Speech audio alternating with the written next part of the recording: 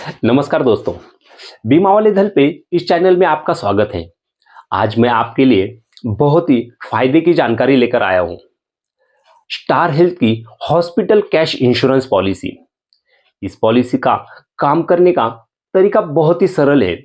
आप जितने भी दिन हॉस्पिटल में रहेंगे उतने दिन आपको कम से कम 1,000 रुपये और ज़्यादा से ज़्यादा 5,000 रुपये रोजाना के हिसाब से एक निश्चित राशि मिल जाती है।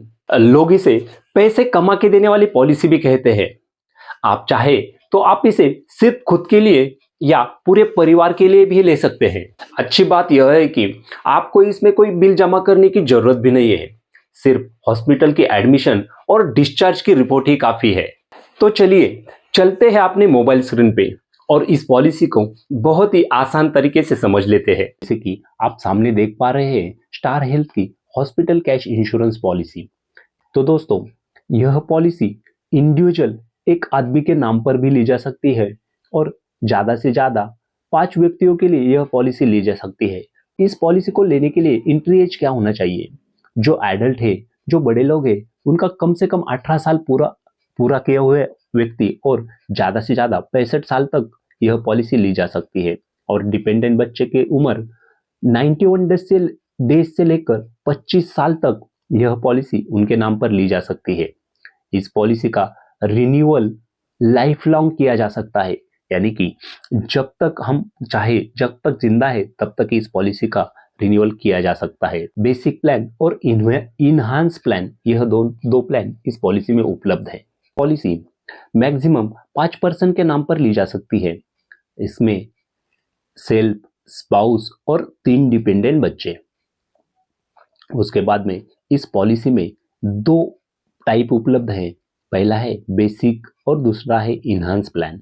इस पॉलिसी का टर्म, यानी कि आप 1 साल का पैसा एक साथ भरना चाहते हैं, 2 साल का एक साथ भरना चाहते हैं या 3 साल का, ज़्यादा से ज़्यादा एक साथ पैसे हम इस पॉलिसी में भर सकते हैं। इस पॉलिसी को प्री मेडिकल चेकअप की कोई भी जरूरत नहीं है, यानी कि बिना चेकअप यह पॉलिसी मिल जाती है। अब सबसे महत्वपूर्ण बात, हमें हॉस्पिटल में कितना अमाउंट इस पॉलिसी के जरिए हम ले सकते हैं। तो इस पॉलिसी में अगर हम बेसिक प्लान लेते हैं तो 1,000 रुपये पर डे, 2,000 रुपये पर डे और 3,000 रुपये पर डे के हिसाब से यह प्लान हम ले सकते हैं। अगर यही हम इनहांस प्लान लेते हैं तो 3,000 रुपये पर डे, 4,000 रुपये पर डे और 5,000 रुपये पर डे के हिसाब से यह प्लान हम खरीद सकते हैं। अगर हम बेसिक प्लान ले लेते हैं तो हमें 30 दिन, 60 दिन, 90 दिन और 180 दिन का ऑप्शन इस प्लान में, बेसिक प्लान में दिया हुआ है। वही हम अगर इनहांस प्लान देखते हैं तो इसमें 90 दिन, 120 दिन और 180 दिन का ऑप्शन दे दिया है। हम जितने भी दिन का चुनाव करते हैं उतने दिन का हमें पर डे का कैश मिल जाता है। लेकिन अगर हम बेसिक प्लान का चुनाव करते हैं तो हम जितने भी दिन हॉस्पिटल में एडमिट रहते हैं उसमें से 1 दिन का पैसा डिडक्ट किया जाता है।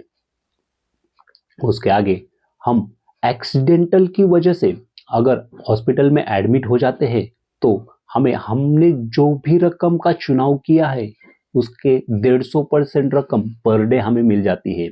यानी कि उदाहरण के तौर पर अगर हम 3,000 रुपये पर डे का चुनाव करते हैं तो हमें 4,500 रुपये पर डे के हिसाब से पैसे मिलेंगे जब हम एक्सीडेंट के कारण हॉस्पिटल में एडमिट हो जाते हैं।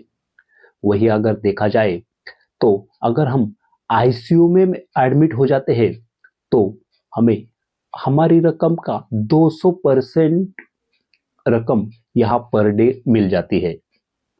उसमें अगर हम इंडिविजुअल पॉलिसी ले लेते हैं तो ज़्यादा से ज़्यादा 30 दिन तक यह बेनिफिट उपलब्ध रहेगा 200% का। अगर वही हम फ्लोटर पॉलिसी ले लेते हैं तो हमें 90 दिन तक 200% का ऑप्शन यहाँ मिल जाता है। इस पॉलिसी में अगर हम इनहांस प्लान का चुनाव करते हैं और हम हॉस्पिटल में 5 दिन से ज़्यादा हॉस्पिटल में रहते हैं तो हमें 1 दिन का एक्स्ट्रा पैसा इस प्लान, इनहांस प्लान में दिया जाता है।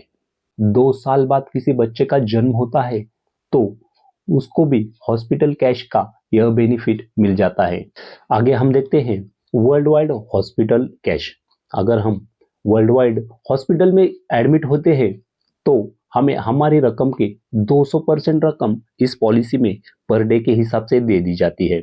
कुछ ऐसी बीमारियां होती है जिन्हें हमें हॉस्पिटल में एडमिट होने की जरूरत नहीं होती, तो ऐसे कंडीशन में भी इस पॉलिसी का फायदा हम ले सकते हैं।